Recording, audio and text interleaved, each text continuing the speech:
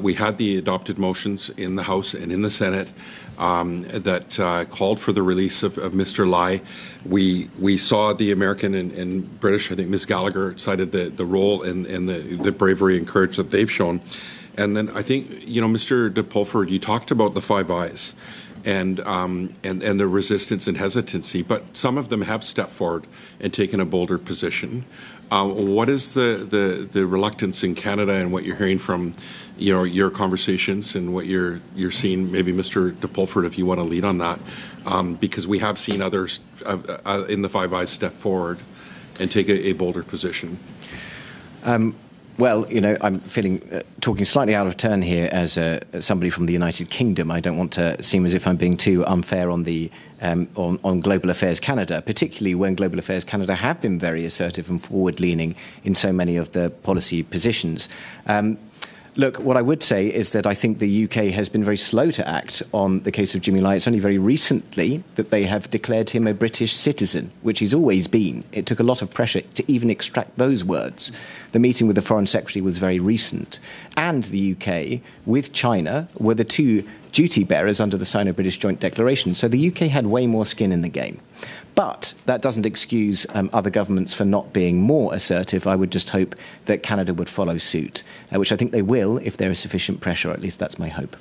Ms. Leung, maybe you could add to that, given that you understand the dynamics here. You've watched what the Americans have done in terms of taking a bit more of a courageous lead.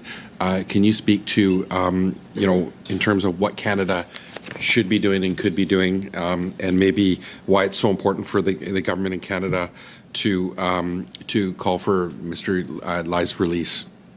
Thank you for the question. The government of Canada, as of today, has not called for the release of Jimmy Lai.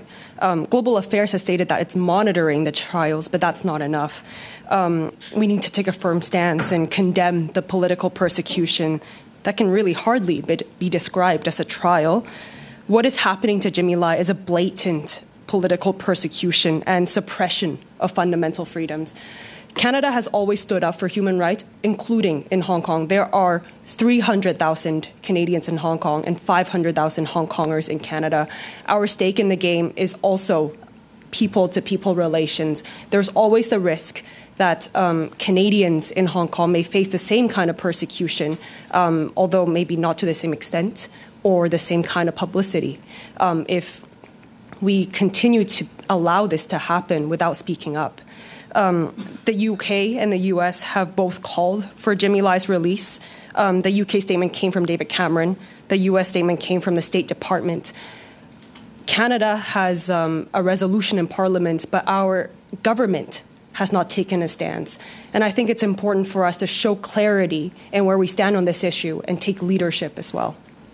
Can you speak in just maybe a bit more about what more the government can do beyond just condemning the situation, what we could be doing with the international community, and also just, speaking about the fear of those 500,000 Canadians in Hong Kong and what this case is bringing to Canadians in Hong Kong right now?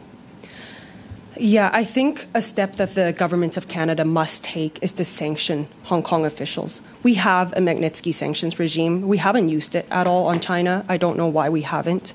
The U.S. has sanctioned 25 officials, and it is important that we do the same.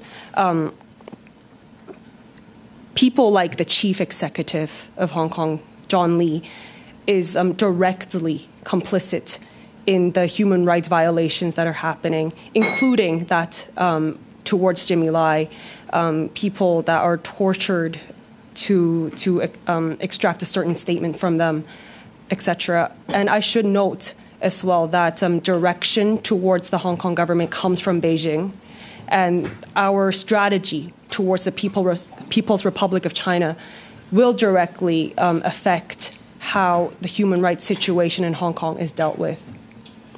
Thank you. Ms. Gallagher, just following